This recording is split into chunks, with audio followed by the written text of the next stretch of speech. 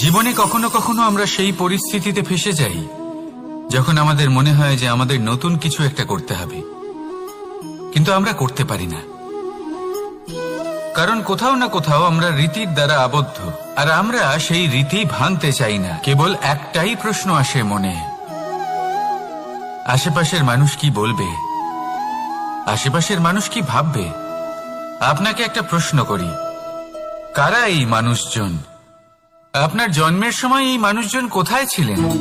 যখন আপনি কোনো সমস্যায় পড়েন তখন এই মানুষজন কোথায় থাকেন? এগিয়ে এসে কি আপনাকে সাহায্য করেন, নাকি সেই সমস্যার সমাধান আপনি নিজেই করেন? এইসব মানুষজনের চিন্তা ত্যাগ করুন যদি আপনি জীবনে বাঁচতে চান। ভেবে দেখুন জীবনে কি কি শুভ আছে আর কি কি শুভ করতে পারেন। যদি তা স্রোতের বিপরীতে হয় তাহলে সংঘর্ষ করুন, কিন্তু এইসব মানুষজনের কথা ভাববেন না। ভেবে দেখুন জীবনে আপনি কি কি শুভ কাজ করতে পারেন। এটা ভাবুন যে আপনি কখনো এমন কোনো কাজ করে ফেলেননি তো যার জন্য কারো হৃদয় আহত হয়েছে। শুভর দিকে নিজের চিন্তা কেন্দ্রীভূত করুন, আপনার জীবনে সব কিছু শুভই হবে। তাহলে আসুন আমার সাথে ভালোবেসে বলুন, রাধা রাধা। আজকাল আপনি দেখে থাকবেন যে মা বাবা শুধুমাত্র সন্তানকে ভালোবাসেন তা নয়, তাদের মোহেও জড়িয়ে পড়েন। বিদ্যালয়ে যখন পাঠান তখন সমস্ত সুযোগ সুবিধা দিয়েই পাঠান। চেষ্টা করেন যে সবসময় যেন সন্তান তাদের চোখের সামনেই থাকে, কিন্তু ভুলে যান এক অত্যন্ত গুরুত্বপূর্ণ কথা, যে সন্তানকে এক নতুন দৃষ্টিভঙ্গি দেওয়াই হলো ওনাদের কর্তব্য। সেই জন্য পুরাতন কালে শিষ্যদের গুরুকুলে পাঠানো হতো, বাড়ির থেকে দূরে। কারণ বাড়ি ছেড়ে যাওয়া এক সন্তানের জন্য, এক শিষ্যের জন্য অত্যন্ত শুভ লক্ষণ হয়। যখন সে বাড়ির থেকে দূরে, গৃহস্থের থেকে দূরে থাকবে, তখন এই সংসারকে সে এক নতুন দৃষ্টিভঙ্গি দিয়ে দেখবে, পরখ করবে, বুঝতে পারবে, আর সবকিছু নিজে থেকেই শিখে যাবে কখন আক্রমণ করতে হয়, কখন পিছু হটতে হয়, কিভাবে এই সংসারের সম্মুখীন হতে হয়। আর এটা আপনার দৃষ্টি ওকে শেখাতে পারবে না, ওর অভিজ্ঞতা ওকে শেখাতে পারবে। তাই মনে রাখবেন, যদি আপনি চান যে আপনার সন্তানের বিকাশ হোক, তাহলে অনেক সময় ওকে নিজের থেকে দূরে নিয়ে যেতে হয়। যদি মোহে আবদ্ধ থাকেন তাহলে ওর বিকাশ কখনোই হবে না।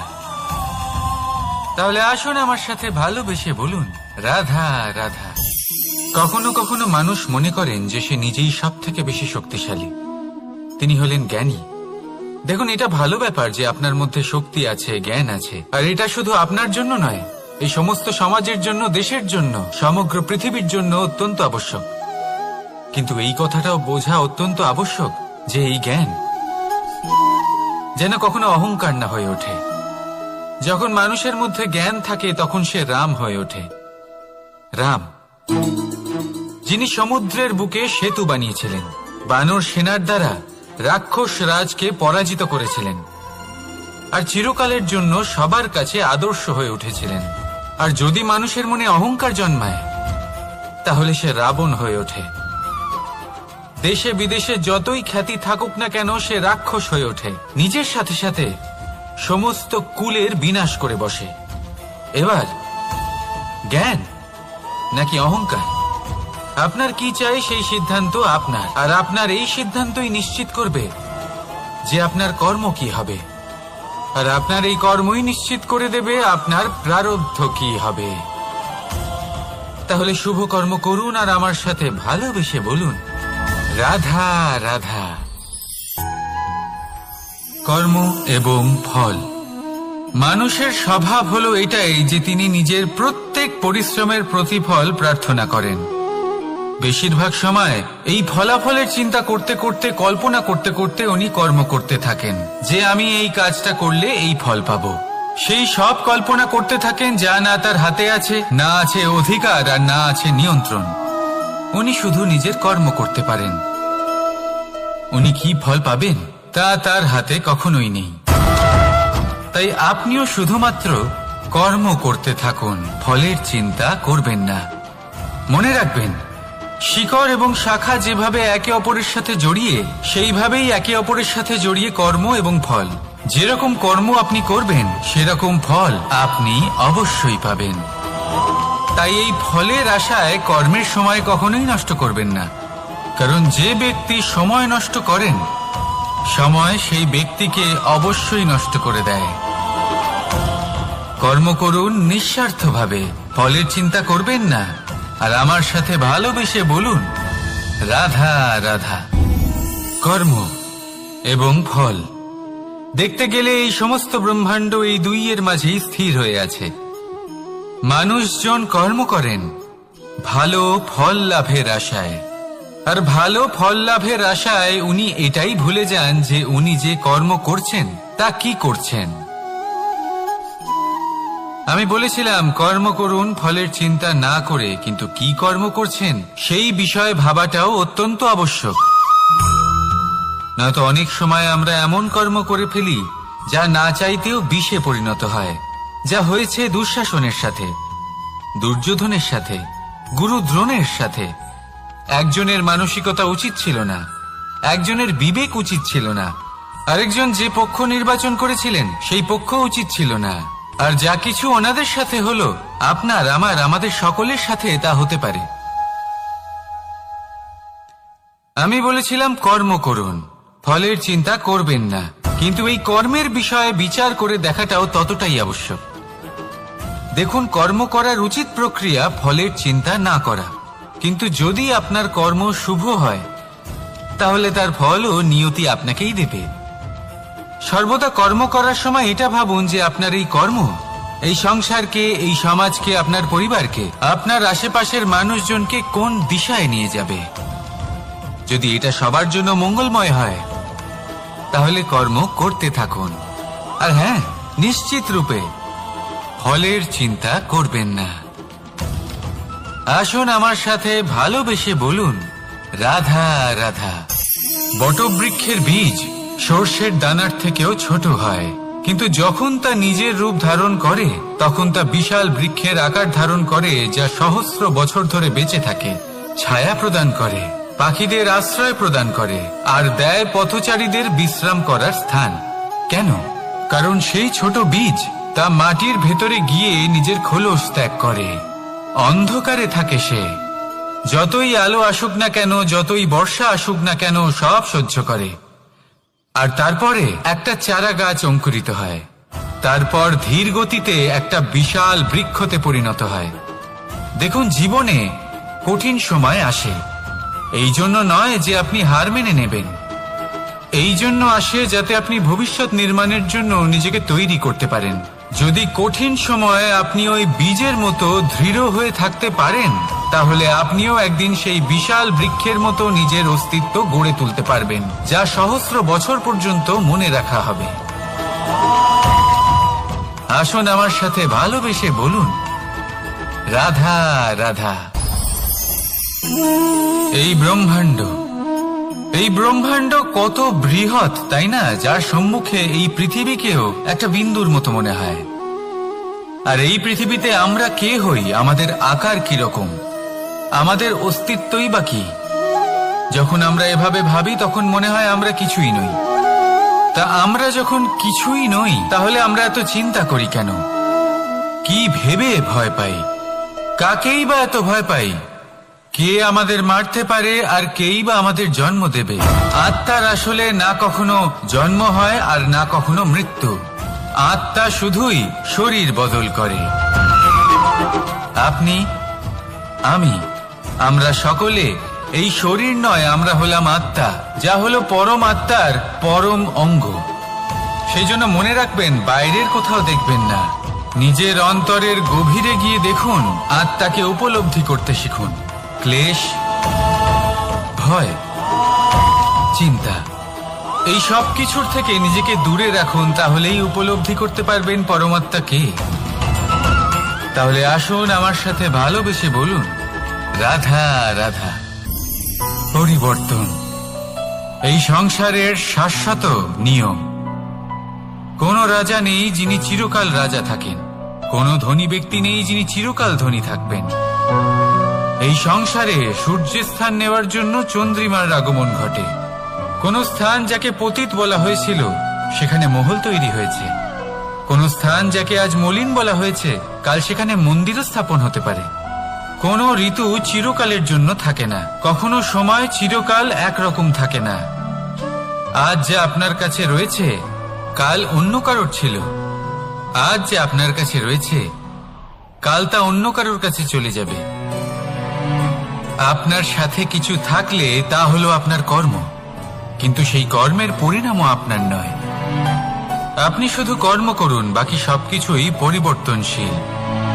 কিন্তু সেই পরিবর্তনকে দেখে ভয় পাওয়ার প্রয়োজন নেই, তাকে স্বাগত জানান। যদি আপনি হাসি মুখে সেই পরিবর্তনকে স্বাগত জানান, তাহলে এই পরিবর্তনও হাসি মুখে আপনার সাথে থাকবে। আসুন আমার সাথে ভালোবেসে বলুন, রাধা রাধা। সঞ্চয়। মানুষের যখন থেকে বোধ বুদ্ধি হয়, সঞ্চয় করতে আরম্ভ করে দেন। সঞ্চয় করতে থাকেন ভোজনের, সঞ্চয় অর্থের, সঞ্চয় শক্তির। নিজের জন্য করেন, নিজের পরিবারের জন্য করেন, নিজের স্ত্রীর জন্য করেন, সন্তানের জন্য করেন, সন্তানের সন্তানের জন্যও সঞ্চয় করেন।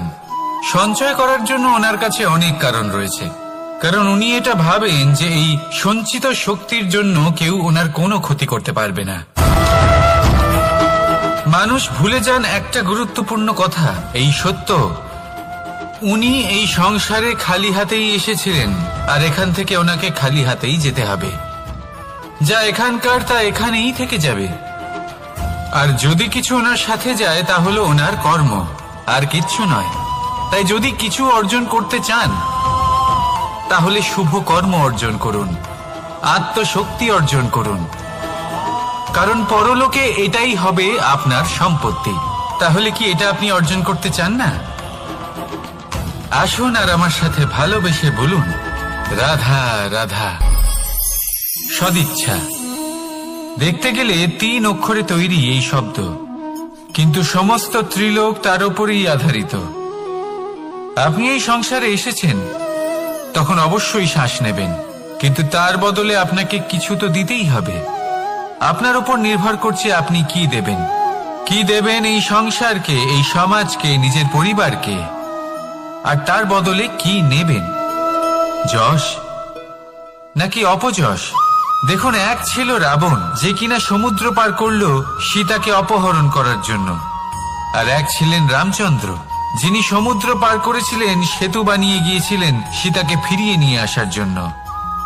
দুজনেই সমুদ্র পার করেছিলেন, শুধু পার্থক্য ছিল সদিচ্ছাকে বোঝার, লক্ষ্যের।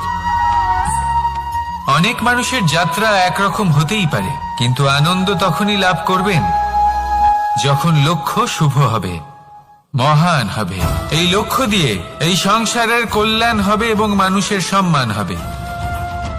যদি আপনার সংকল্প উচিত হয়, তাহলে আপনার লক্ষ্য উচিতই হবে, নয়তো শুধুমাত্র বিনাশ হবে। আর উচিত এটাই হবে যে বিনাশের হাত থেকে যেন নিজেকে বাঁচানো যায়, কি বলেন? তাই জীবনে যে লক্ষ্য স্থির করছেন, মনে রাখবেন তা যেন শুভ লক্ষ্য হয়। যদি এরকম হয়, তাহলে আপনার যাত্রা, আপনার জীবন দুটোই শুভময় হবে। আসুন আর আমার সাথে ভালোবেসে বলুন, রাধা রাধা। সুরক্ষা। এই সুরক্ষা আসলে কি? এটা কি কোনো কবচ নাকি কোনো সীমা? এই সুরক্ষা আসলে অন্য কিছু। আমাদের মাতা পিতা, আমাদের প্রিয়জন, আমাদের বন্ধু, এই সমাজ, আমাদের শুভাকাঙ্ক্ষী, আমাদের আত্মীয়, এনারা সবাই আমাদের জীবনে কোনো না কোনো ভাবে সুরক্ষা দিয়ে থাকেন, একটা কবচ দিয়ে থাকেন কোনো না কোনো রূপে। কিন্তু দেখতে গেলে আমাদের পরাক্রমের পথে, আমাদের বীরত্বের পথে, আমাদের সাহসের পথে এই সুরক্ষাই সব থেকে বড় বাধা হয়ে দাঁড়ায়। একবার ভেবে দেখুন, যদি আপনি কোনো সুরক্ষাই না পান, বা যদি আপনি এই সুরক্ষা ভেঙে বাইরে আসতে পারেন, তাহলে আপনার বীরত্ব চরম সীমায় পৌঁছে যায়। কেন? কারণ তখন আপনি জানেন যে এই সংসারের সম্মুখীন আমাদের নিজেদেরই হতে হবে।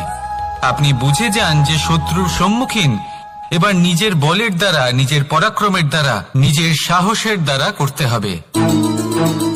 আর তখন আমাদের মনের মধ্যে এই শক্তি জাগ্রত হয়। এই শক্তি অন্তরেই বসবাস করে। শুধু এটা চিনে নিতে হবে, একে জাগ্রত করতে হবে, আর এটা সুরক্ষা ভেঙে যাওয়ার পরেই সম্ভব হয়। আর যারা নিজের শক্তি সম্পর্কে জানেন,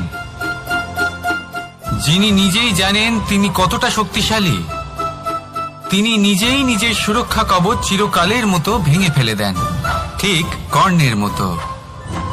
আর তারপরে দেখুন, আপনার পরাজয় হোক বা বিজয়ী হোক না কেন, সেটাই অনেক বড় হয়, সেটাই প্রশস্ত হয়ে থাকে। সেই জন্য ত্যাগ করুন নিজের ভয়কে, নিজের আশেপাশের এই সুরক্ষা চক্রকে ভেঙে ফেলুন, আর সম্মুখীন হন এই সংসারের নিজের শত্রুর সম্মুখীন হন। পরাক্রমের এই অঙ্কুর, তা অঙ্কুরিত হওয়ার জন্য বীজের উপরের এই কবচ, এটা ভেঙে যাওয়া অতি আবশ্যক। আসুন আমার সাথে ভালোবেসে বলুন, রাধা রাধা। যখন আমরা হাঁটতে থাকি আর আমাদের পায়ে কাঁটা বিঁধে যায়, তখন মুখ দিয়ে আহ বেরিয়ে আসে, কান্না চলে আসে, আর অনেক সময় অভিশাপও বেরিয়ে আসে।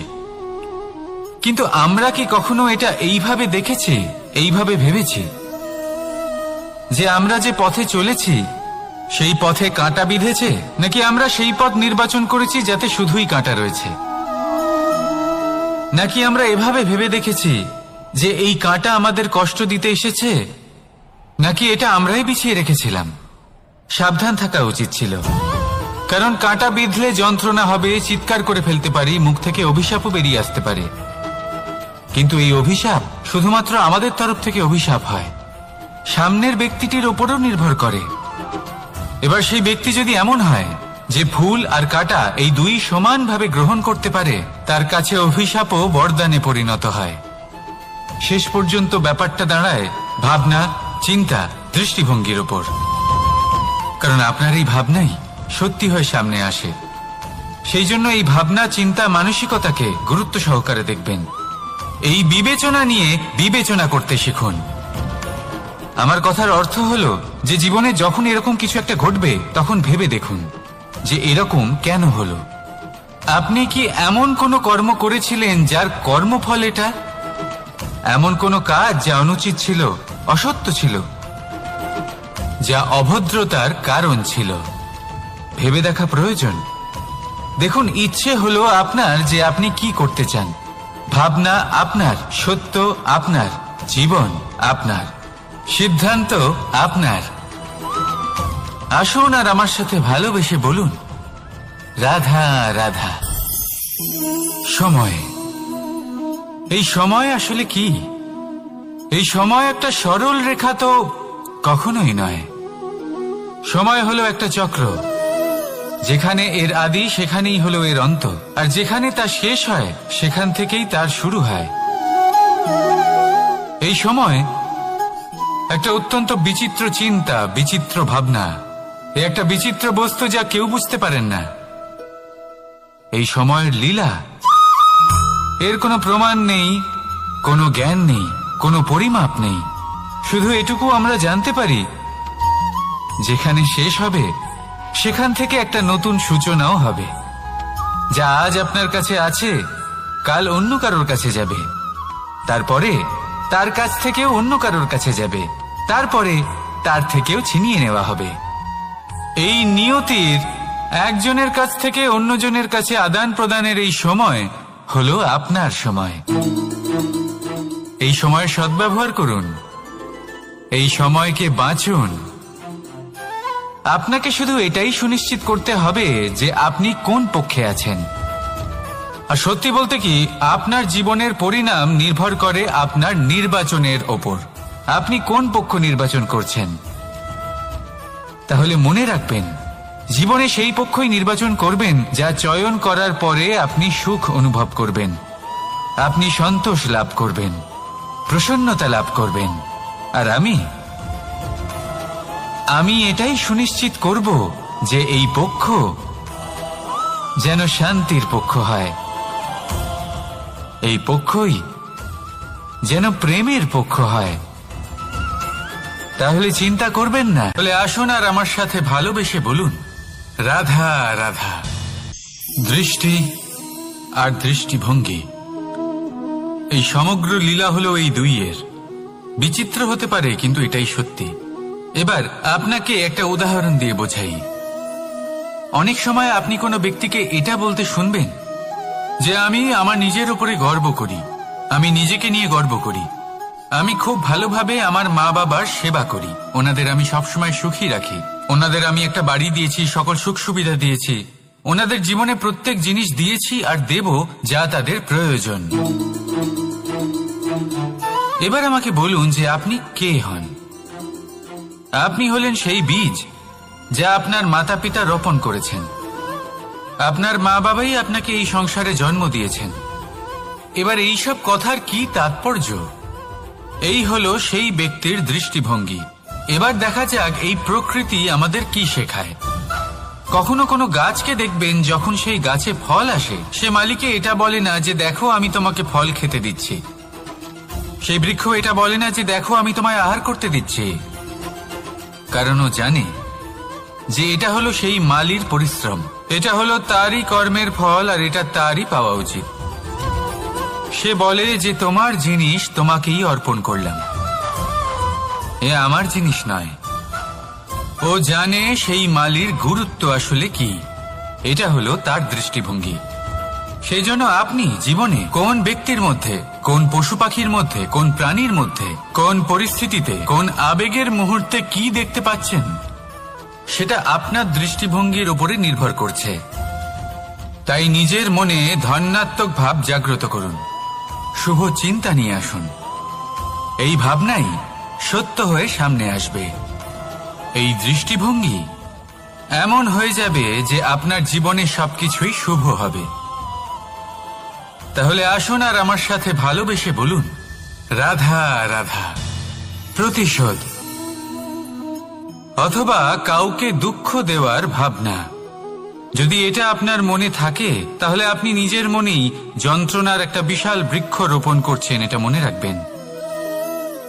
কারণ কাউকে দুঃখ দেবার এই ভাবনা, এটা হলো সেই বীজ যা আপনার মনেই পতিত হবে, আপনার মনেই অঙ্কুরিত হবে, আর আপনার মনেই একটা বিশাল বৃক্ষরূপে বেড়ে উঠবে।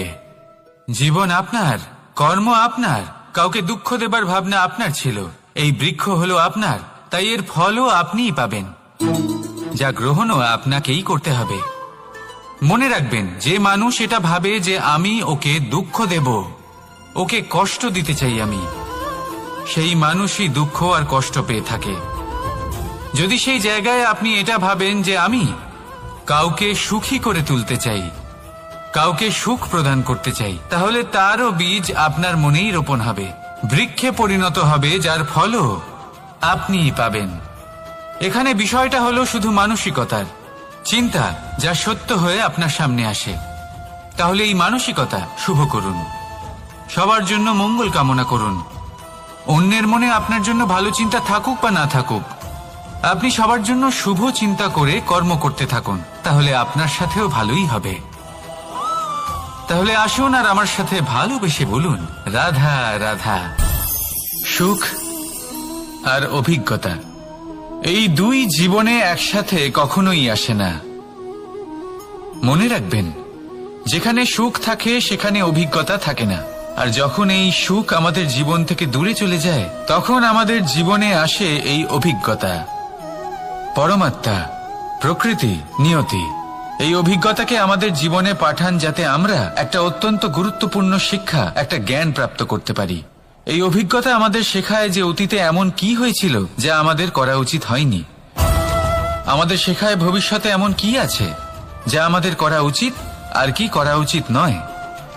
দেখতে গেলে এই অভিজ্ঞতা আমাদের সেই শিক্ষা দেয় যার জন্য আমরা সুখের দিকে উচিতভাবে অগ্রসর হতে পারি। সেই জন্য জীবনে যখনই দুঃখ আসবে, দুঃখের এই সময় আসবে, তখন হতাশ হবেন না। বোঝার চেষ্টা করুন এই পরিস্থিতি কেন এসেছে, কি শিক্ষা দিতে এসেছে। যদি আপনি সেই জ্ঞান লাভ করেন, সুখের পথে অগ্রসর হন, তাও উচিত রূপে, তাহলে এই অভিজ্ঞতার উদ্দেশ্য পূরণ হয়ে যায়। তাহলে আসুন আর আমার সাথে ভালোবেসে বলুন, রাধা রাধা। জীবনে শিখরে পৌঁছানোর জন্য মানুষের কি প্রয়োজন হয়ে থাকে? সিঁড়ির। কিন্তু তাও প্রত্যেক মানুষ, প্রত্যেক ব্যক্তি শিখরে পৌঁছতে পারেন না। এর কারণ কি? কারণ একটা হতে পারে যে মানুষ কল্পনা করতে থাকেন কিন্তু সিঁড়ি খুঁজে পান না। কিছু মানুষ খুঁজে নেন কিন্তু তা পেয়ে এতটাই প্রসন্ন হয়ে যান যে তারপর আর কোনো কর্মই করেন না। খুব সোজা ব্যাপার।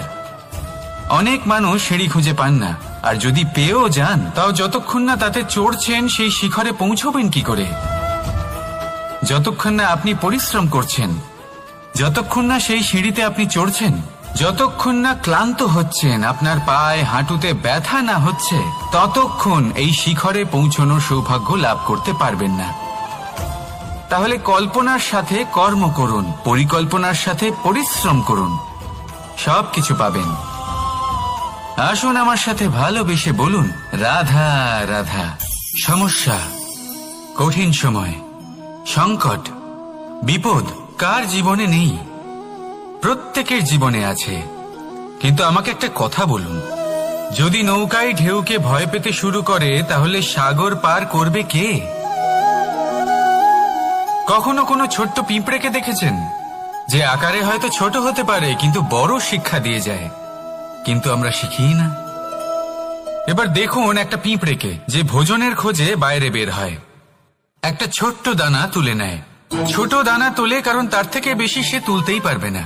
সে দানা নিয়ে চলতে শুরু করে, কোনো দেওয়ালে উঠে পড়ে, আবার পড়েও যায়।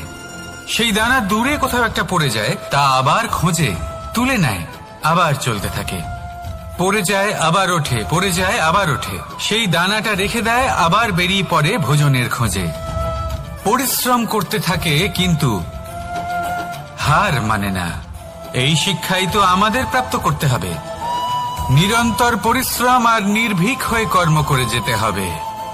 এটাই হলো সাফল্যের মাধ্যম, এটাই হলো জয়ের মন্ত্র, অচ্যুত অজয় অস্ত্র। তাহলে আসুন আর আমার সাথে ভালোবেসে বলুন, রাধা রাধা। আমরা সকলে চাই আমাদের জীবনে সাফল্য আসুক। আমরা চাই যে এই সংসারে আমাদের খ্যাতি ছড়িয়ে পড়ুক। আমরা চাই যেন আমরা আলোচিত হই। কিন্তু শুধু চাইলেই কি যায় আসে? যদি এই সংসারে আলোচিত হতে হয় তাহলে পরিচিত হতে হবে পরিশ্রমের দ্বারা। যতক্ষণ না আপনারা পরিশ্রমের সাথে পরিচিত হবেন, সাফল্যের সাথে পরিচিত হবেন না। সংঘর্ষ করতে হবে প্রতিদিন, প্রতি বছর। জীবনের সব পরিস্থিতিতেই হয়তো নতুন নতুন বাধা আসবে, নতুন নতুন বিঘ্ন ঘটবে। কিন্তু এটা আবশ্যক নয় যে সমস্ত বিঘ্ন বিনাশের জন্য আসবে। কিছু বিঘ্ন আপনার পথ প্রশস্ত করার জন্য আসবে, আপনার পথ পরিষ্কার করার জন্য আসবে। যদি আপনাকে উদাহরণ দিই, যখন বন্যা আসে, বাড়ি ঘর ভেসে যায়, তখন আমরা হতাশ হয়ে পড়ি, আমরা দুঃখী হয়ে পড়ি। কিন্তু সেই বন্যাই আমাদের সেই ধরিত্রীকে এত উর্বর করে তোলে যে সেই উর্বর অংশ কাজে লাগিয়ে আমরা সেরকম আরো 10টা বাড়ি বানাতে পারি। তাহলে ধন্যাত্মক থাকুন আর যে কোনো সংঘর্ষের জন্য প্রস্তুত থাকুন।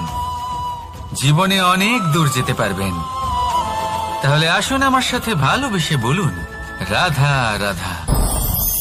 জীবনে কখনো কখনো আমরা সেই পরিস্থিতিতে ফেসে যাই যখন আমাদের মনে হয় যে আমাদের নতুন কিছু একটা করতে হবে, কিন্তু আমরা করতে পারি না।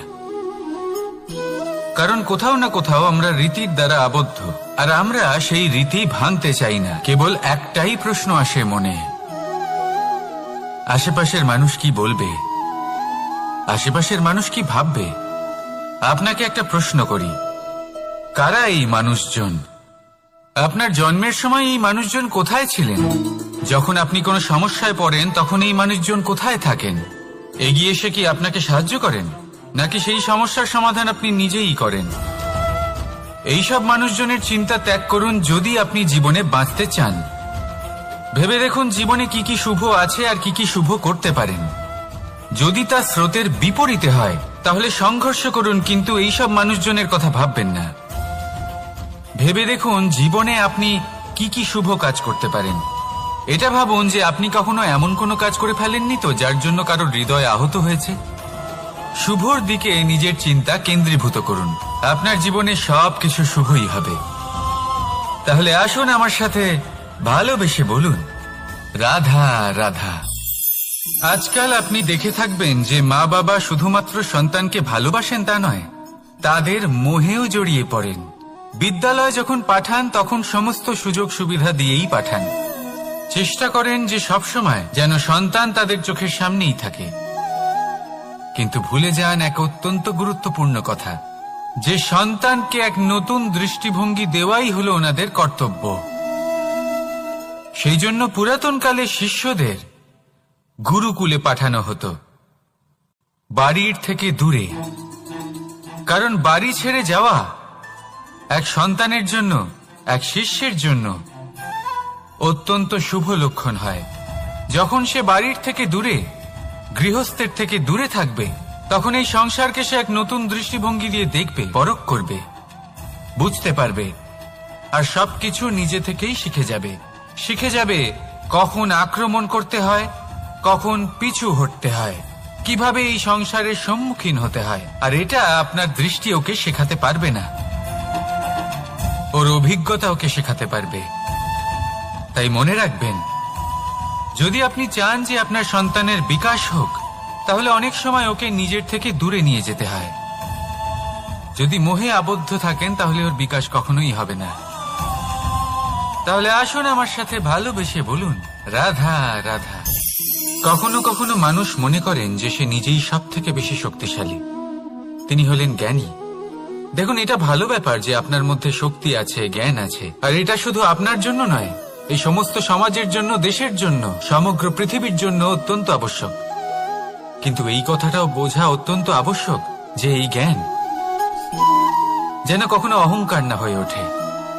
যখন মানুষের মধ্যে জ্ঞান থাকে তখন সে রাম হয়ে ওঠে। রাম, যিনি সমুদ্রের বুকে সেতু বানিয়েছিলেন, বানর সেনার দ্বারা রাক্ষস রাজকে পরাজিত করেছিলেন, আর চিরকালের জন্য সবার কাছে আদর্শ হয়ে উঠেছিলেন। আর যদি মানুষের মনে অহংকার জন্মায় তাহলে সে রাবণ হয়ে ওঠে।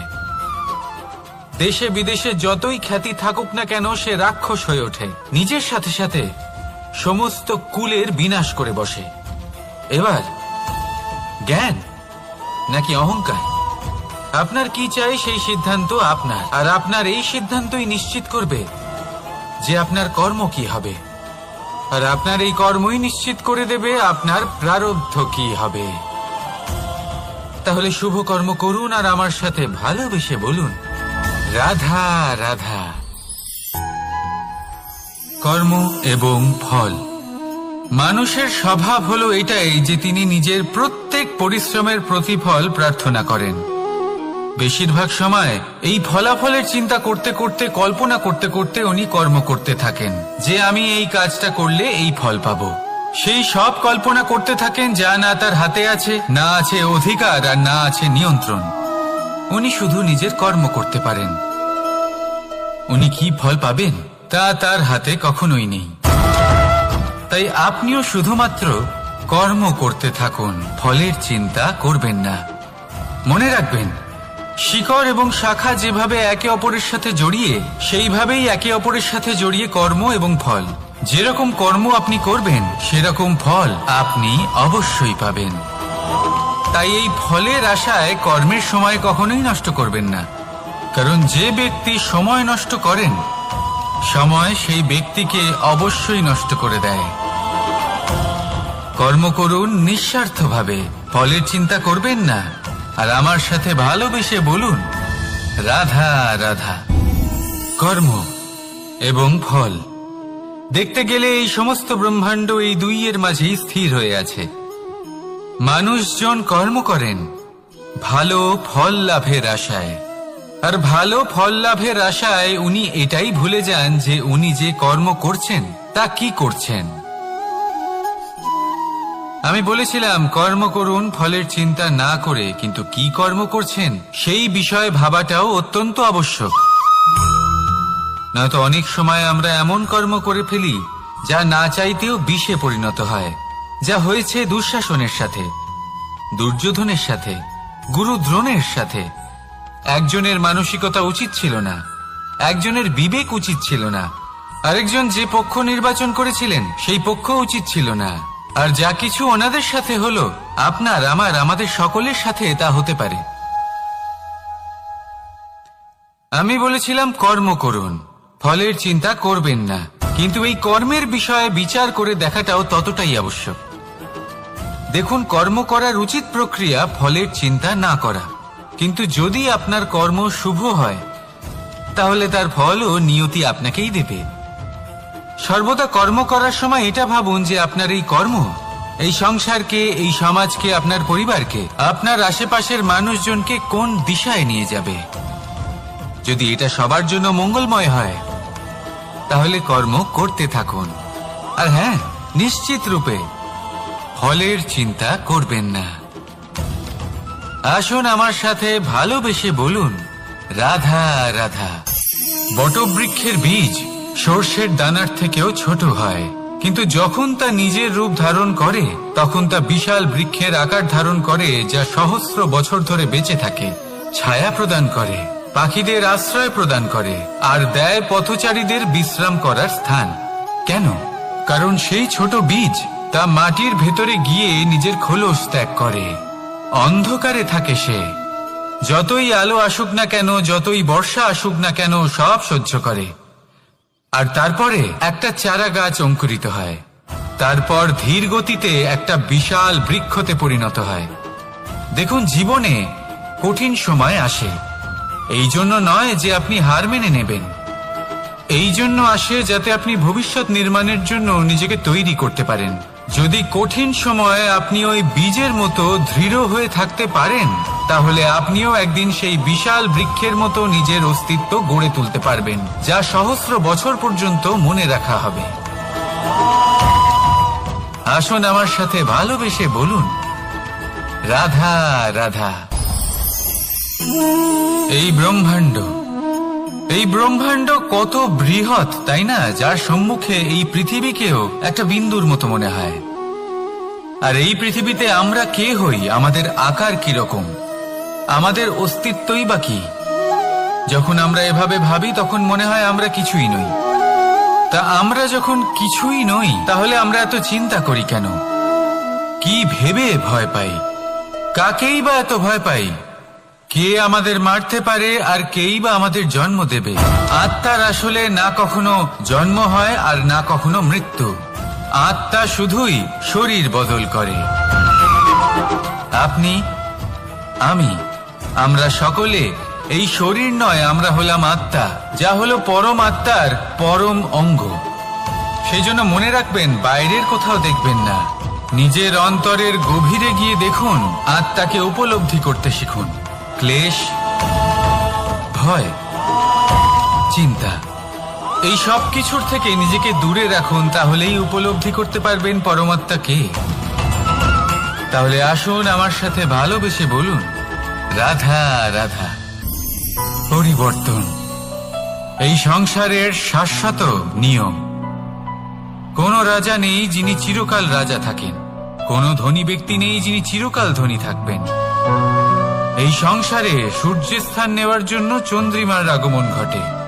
কোন স্থান যাকে পতিত বলা হয়েছিল সেখানে মহল তৈরি হয়েছে, কোন স্থান যাকে আজ মলিন বলা হয়েছে কাল সেখানে মন্দিরও স্থাপন হতে পারে। কোন ঋতু চিরকালের জন্য থাকে না, কখনো সময় চিরকাল একরকম থাকে না। আজ যা আপনার কাছে রয়েছে কাল অন্য কারোর ছিল, আজ যে আপনার কাছে রয়েছে কাল তা অন্য কারোর কাছে চলে যাবে। আপনার সাথে কিছু থাকলে তা হলো আপনার কর্ম, কিন্তু সেই কর্মের পরিণামও আপনার নয়। আপনি শুধু কর্ম করুন, বাকি সবকিছুই পরিবর্তনশীল। কিন্তু সেই পরিবর্তনকে দেখে ভয় পাওয়ার প্রয়োজন নেই, তাকে স্বাগত জানান। যদি আপনি হাসি মুখে সেই পরিবর্তনকে স্বাগত জানান তাহলে এই পরিবর্তনও হাসি মুখে আপনার সাথে থাকবে। আসুন আমার সাথে ভালোবেসে বলুন, রাধা রাধা।